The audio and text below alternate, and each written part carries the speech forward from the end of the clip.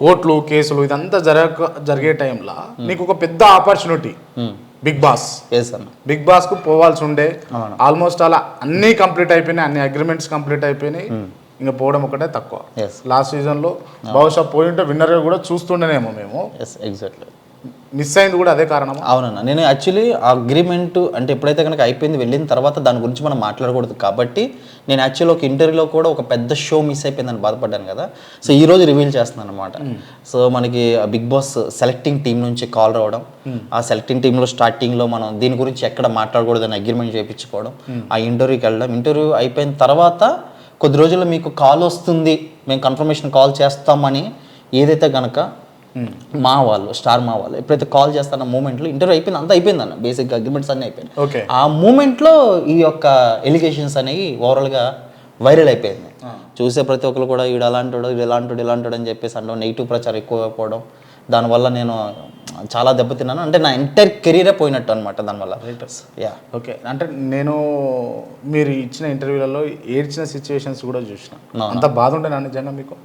ఉందన్న, ఎందుకంటే చాలా కష్టపడి బిల్డ్ చేసుకున్నాను కదా ఇది. అంటే చాలా మంది మిమిక్రీ ఆర్టిస్టులు ఉన్నారు, చాలా మంది డబ్బింగ్ ఆర్టిస్టులు ఉన్నారు. జస్ట్ నేను ఈ యొక్క ఇండస్ట్రీకి వచ్చి దాదాపుగా ఒక 7 years అవుతుంది అంతే. 7 yearsలో అంత నేమ్ని బిల్డ్ చేసుకుని ఎంతో కష్టపడి 4 ప్రపంచ రికార్డులు చేసి, అది చాలా కష్టం అన్నమాట. వితిన్ సెకండ్స్లో వాయిసెస్ చేంజ్ చేయడం, అలా తీసుకెళ్ళడం. తర్వాత చాలా మంది సినిమా వాళ్ళకి ఎవరైతే కనుక సినిమాలో యాక్ట్ చేసి హెల్త్ బాగోక లేకపోతే సడన్గా ఎక్స్పైర్ అయిన వాళ్ళకి, ఎంఎస్ నారాయణ గారు లాంటి పెద్దవాళ్ళకి, పెద్ద వాళ్ళకి నేను సినిమాలకు డబ్బింగ్ ఇచ్చి, పోసాని కృష్ణమురళి అలాంటి వాళ్ళకి డబ్బింగ్ ఇచ్చి ఇంత పేరుని బిల్డ్ చేసి, ఆర్జీవి గారు లాంటి లెజెండరీ డైరెక్టర్స్ సినిమాల్లో కూడా నేను డబ్బింగ్ చెప్పుకొని ఆయనతో అంత ఇదిగో రేపతో ఉండి ఒక్కసారిగా ఇంత పేరు ఒకేసారి రాదు కదన్న. దాని వెనకాల ఎంతో కష్టం ఉంటుంది.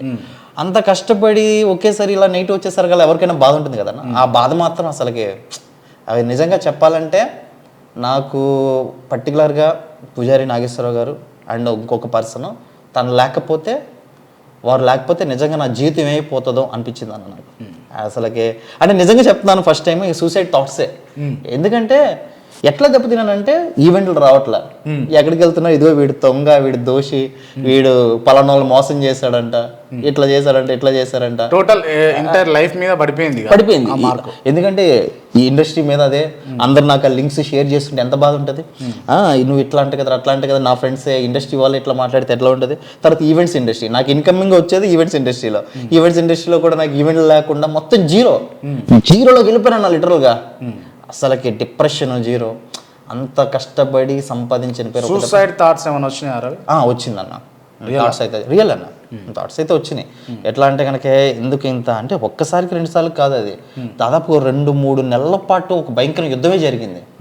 ఒక పక్కన ఫ్యామిలీ మీద కేసులు, నా మీద కేసులు, ఎట్లా ఉంటుంది. నా వరకు నేను భరించగలుగుతాను, కుటుంబాన్ని ఇన్వాల్వ్మెంట్ చేయడం. తర్వాత ఎక్కడికి వెళ్ళినా ఒకప్పుడు మిమిక్రీ ఆర్టిస్ట్గా గుర్తుపడేవాడు, ఇప్పుడు అరే కాంట్రవర్సీ రవిగాడు మొన్న చూసాం కదా, అలా ఇది ఇట్లా వచ్చింది, ఆ స్టేజ్కి వచ్చేసింది. అసలు చాలా ఇదయ్యాను. బట్ బై గాడ్ గ్రేస్, 2 పుణ్యం మళ్ళీ నిలబడ్డాను, మళ్ళీ తిరిగి లేచాను. చాలా బాగున్నాను ఇప్పుడు.